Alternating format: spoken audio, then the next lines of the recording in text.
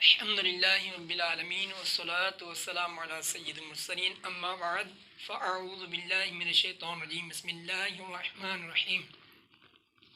پہلے درود پاک کی فضیلت سنتے ہیں۔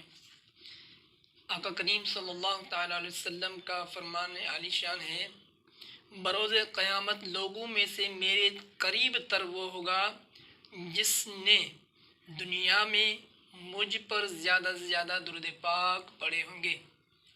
آج میرا موضوع کھانا کھانے کے بارے میں ہے کہ کھانا کس طرح کھایا جائے، اگر کھائیں تو ہمیں کیسے برکتیں نصیب ہوں۔ تو انشاءاللہ کریم اس کے بارے ہم سنیں گے کہ ہم کھانا بھی کھائیں جس سے ہمارا پیٹ بھی بھر جائے اور نیکیوں سے نامۂ اعمال بھی بھر جائے۔ تو اس طرح اگر ہم کھانا کھائیں گے تو ہمیں خوب برکتیں نصیب ہوں گی انشاءاللہ۔ کھانا کھانے سے پہلے دونوں ہاتھ اونچوں تک دھونا یہ سنت ہے۔ فرمان مصطفیٰ صلی اللہ تعالیٰ علیہ وسلم کھانے سے پہلے اور بعد میں وضو کرنا یعنی پونچھوں تک دونوں ہاتھ دھونا رزق میں کشادگی کرتا ہے۔ سبحان اللہ۔ کہ ہم کھانا کھائیں تو کس طرح بیٹھیں، اس کا میں آپ کو طریقہ بتاتا ہوں کہ کھانا کھاتے وقت الٹا پاؤں بچھا دیجئے اور سیدھا گھٹنا کھڑا رکھیے، یا سرین پر بیٹھ جائیے اور دونوں گھٹنے کھڑے رکھیے، یا دونوں قدموں کی پشت پر دو زانوں بیٹھیے۔ تین طریقے ہیں کھانا کھانے کے۔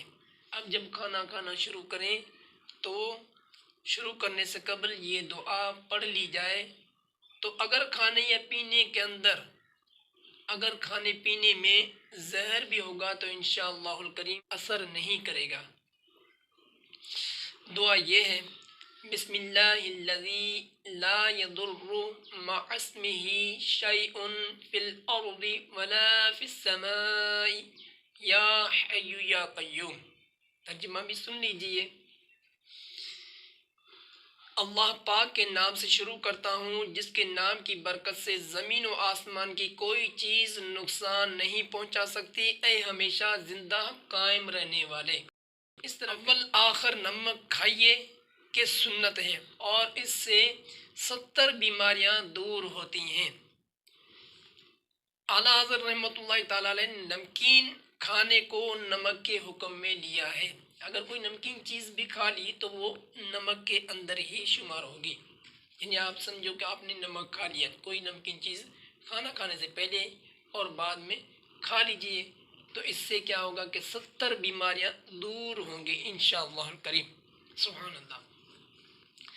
سیدھے ہاتھ سے کھائیے، الٹے ہاتھ سے کھانا پینا دینا لینا سب یہ شیطان کا طریقہ ہے۔ ہمیں سیدھے ہاتھ سے کھانا کھانا چاہیے کہ اس سے ہمیں برکت نصیب ہوگی، سنت بھی ہے انشاءاللہ الکریم، فائدہ ہوگا۔ اکثر اسلام بھائی نوالا تو سیدھے ہاتھ سے کھاتے ہیں، جو چاول وغیرہ ہوتے ہیں وہ سیدھے ہاتھ سے کھاتے ہیں اور الٹا ہاتھ نیچے رکھتے ہیں، اور جو چاول وغیرہ اس میں گرتے تو پھر وہی چاول پھر الٹے ہاتھ سے کھا لیتے ہیں۔ اس طرح نہ کیا جائے بلکہ وہی چاول پھر سیدھے ہاتھ میں ڈال کر پھر سیدھے ہاتھ سے کھا لیے جائے انشاءاللہ الکریم۔ الٹے ہاتھ سے کھانے سے ہم تین انگلیوں سے کھانا کھائیے کہ یہ سنت انبیاء ہے۔ پہلی کون سی تین انگلیاں؟ بیچ والی، شہادت والی اور انگوٹھا۔ یہ تین انگلیوں سے کھانا کھانا سنت انبیاء میں سے ہے۔ اگر چاول ہیں تو 4 یا 5 انگلیوں سے کھا سکتے ہیں۔ بعض کی عادت نہیں ہوتی کہ وہ 3 انگلیوں سے کھا سکیں تو بڑی کوشش کرتے ہیں تو بھی چوتھی انگلی اس میں شامل ہو ہی جاتی ہے۔ تو میں ایک طریقہ عرض کرتا ہوں، بہت آسان طریقہ ہے، اس طریقے کو اپنائیں گے تو انشاءاللہ الکریم 3 انگلیوں سے کھانا کھانے کی عادت بن جائے گی انشاءاللہ الکریم۔ تو یہ طریقہ آسان ہے، ایک ربڑ بینڈ آپ لیں، ٹھیک ہے، اس کو پھر آپ یہ دو انگلیاں ہیں، یہ جو 2 انگلیاں ہیں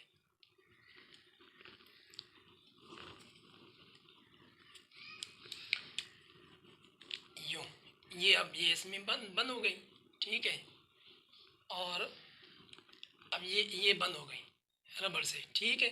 اب ان 3 انگلیوں سے آپ کو کھانا آسان ہو جائے گا، 3 انگلیوں سے کھانا آسان ہو جائے گا کہ یہ شامل ہو نہیں پائیں گی، وہ یہ بند ہے بالکل.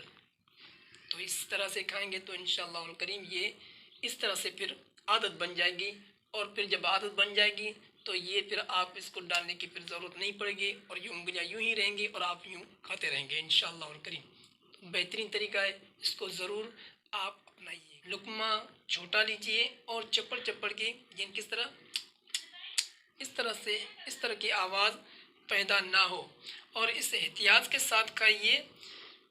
اس احتیاط کے ساتھ اس قدر چبائیے کہ منہ کی غذا پتلی ہو جائے، منہ کی غذا پتلی ہو جائے. یوں کرنے سے ہاضمِ لعاب یعنی ہاضمے دار تھوک بھی اچھی طرح شامل ہو جائے گی.